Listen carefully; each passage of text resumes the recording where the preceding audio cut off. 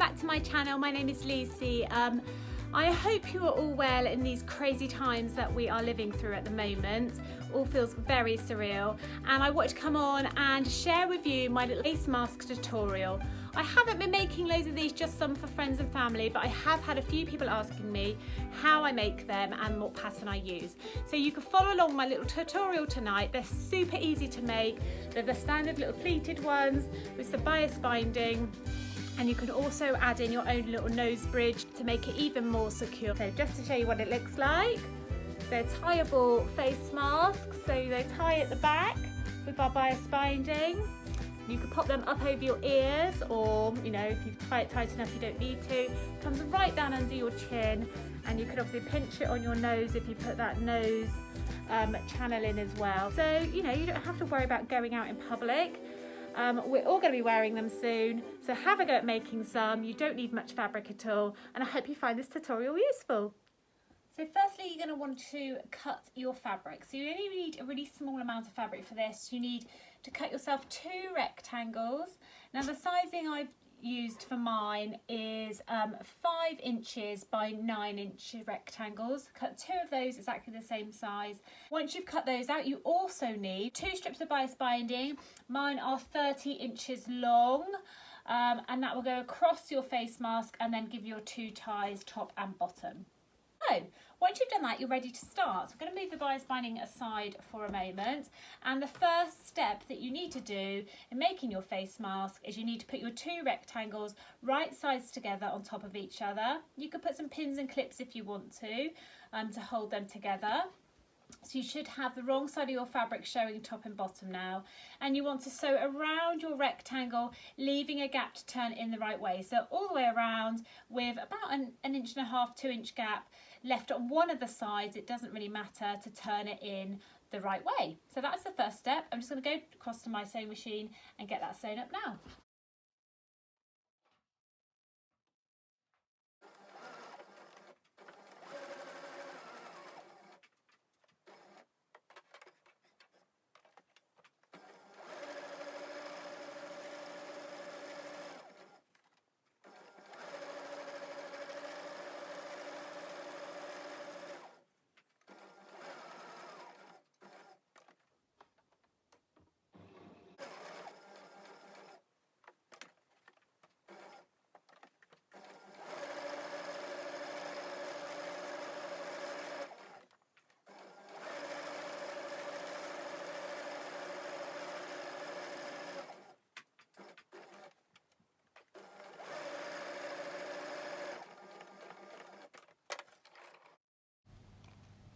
So once you've sewn all the way around and you've left your 2 inch gap or thereabouts, you then want to just trim off the corners at right angles. Get rid of all your loose threads as well, just to make the corners point out a little bit more once it's turned in the right way.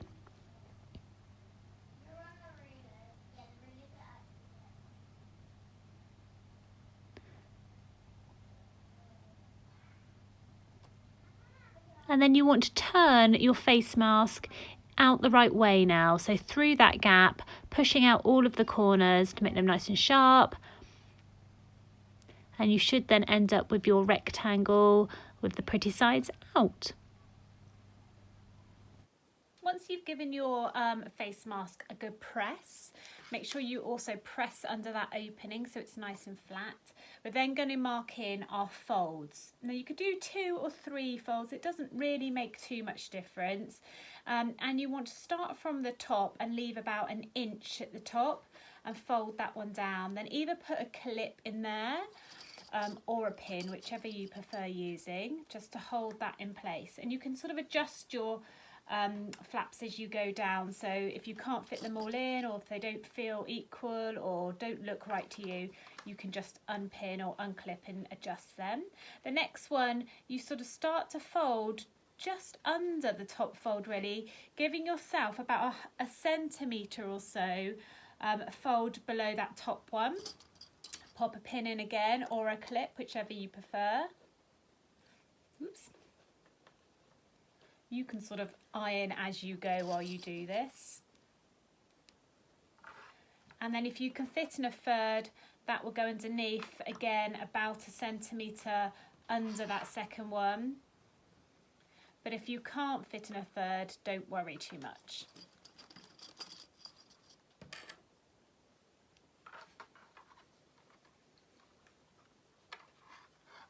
You can normally just about fit one in. And if you've left too much gap at the top, again, just adjust it a bit more. So that will then be my 3 folds. So it makes the face mask look quite narrow, but don't worry, because when you put it on your face, it will obviously open up and cover your face up. So I would probably give those an iron now. The bigger bit here is the bit that goes over the bridge of your nose, and then these bottom folds go around your mouth and your chin.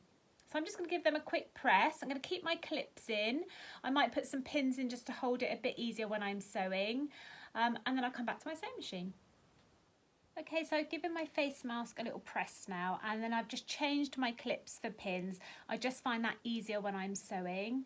And just to give you sort of an idea again, the top fold is about 1 inch, and then each fold underneath that is about 1 centimetre deep. And I've done 3 folds, but it really doesn't matter if you do 2 or 3, it will still work in the same way. So next what I'm going to do is simply sew down both of these sides to hold those pleats in place with just a straight stitch, one down there and one down there. That will also close up that opening on the side that I left.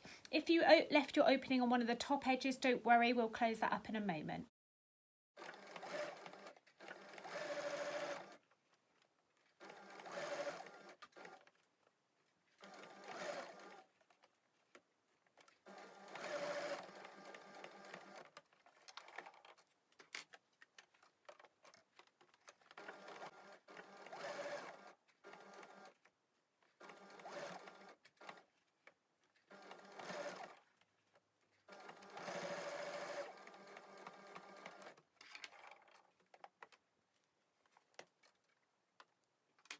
We are, so I've sewn down both the sides now. Now I'm going to go to my bias binding. First I'm going to iron my bias binding in half just to make it a bit easier, and then I'm going to attach that to the top and the bottom of my face mask.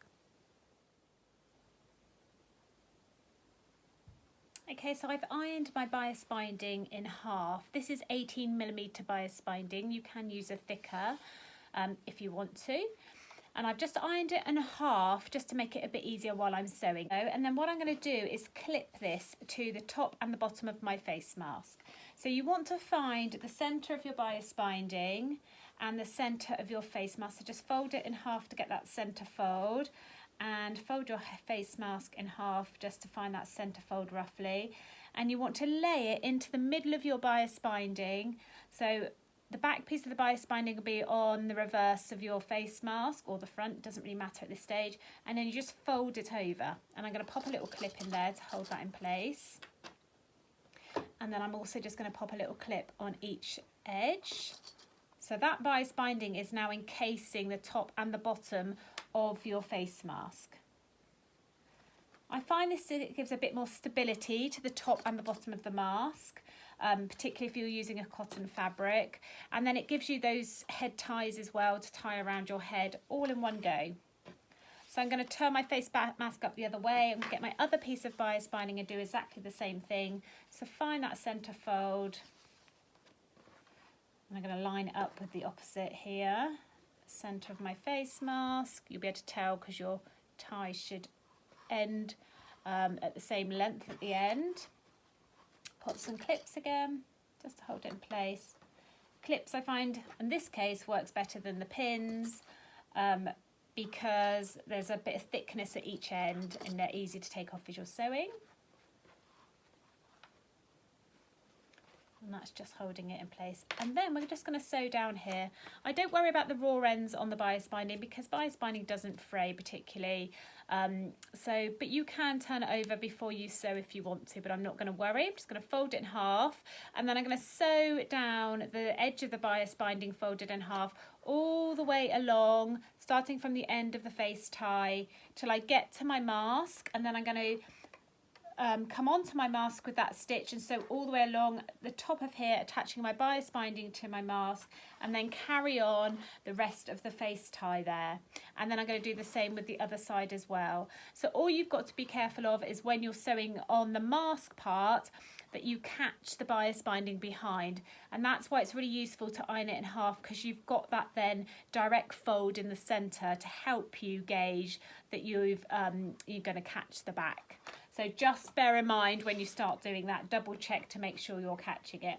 And if you don't, no worries, you can just go over that piece again. So don't overly panic if you don't. So I'm just going to move my sewing machine in and I'm going to sew up the bias binding.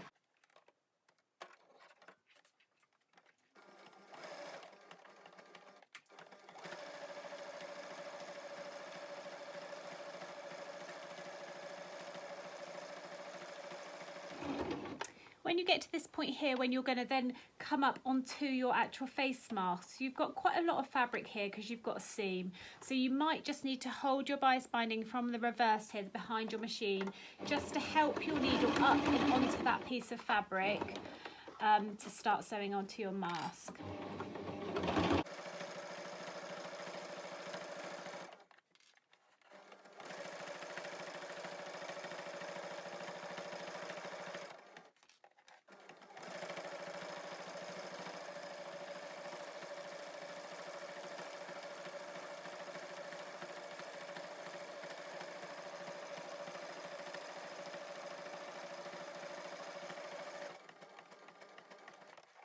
And then I'm going to do exactly the same for the other side.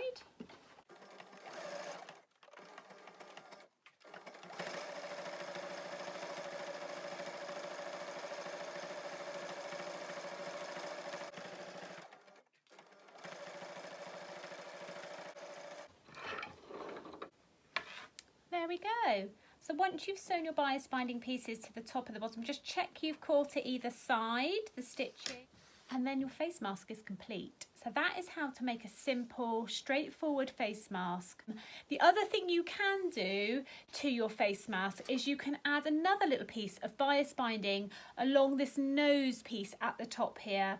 You just sew top and bottom, leaving it open either side, and that allows you to slide a pipe cleaner in there or something of that sort to pinch on your nose. So what you would need to do is cut a length of bias binding, probably about 2 inches long.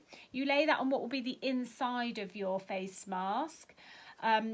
Again, 18mm is what I'm using here, and I'm just going to lay that along the top there, pop some clips on. And I'm going to put a stitch line across the top and across the bottom of that bias binding, leaving the 2 edges open so that they will not be closed. And you kind of want to get it in the middle. That's not very central at all. Let me move it along so that it goes over the bridge of your nose. So just a straight stitch again, sewing that on. Remember to do a back stitch when you start and finish.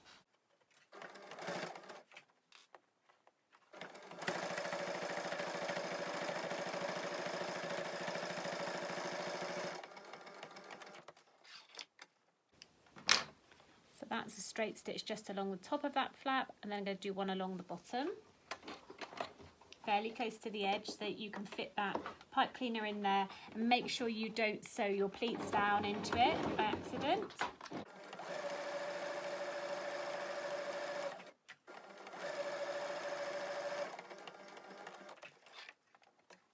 So there we have it, your homemade face mask all finished. You've got your little channel in there. You can use a pipe cleaner, you can use some craft wire. I've got a paper clip here. I'm just going to open up and slide that in into that little channel, like so. So once you've put your bit of pipe cleaner or whatever you're using into your channel, that will then allow you to bend that over the shape of your nose, giving you a bit more sort of structure to the face mask and holding it on a bit better and keeping it close really to your face, which is really important. And that is your face mask complete. So you're ready to wear it. When you go to wash it, just take that piece of whatever you've got in your channel out and then wash your face mask, and then you could pop it back in or put a clean one in afterwards. But your face mask is ready. You can wear it outside with pride, and hopefully it'll make you feel a bit better and a bit more secure when you're out and about in public.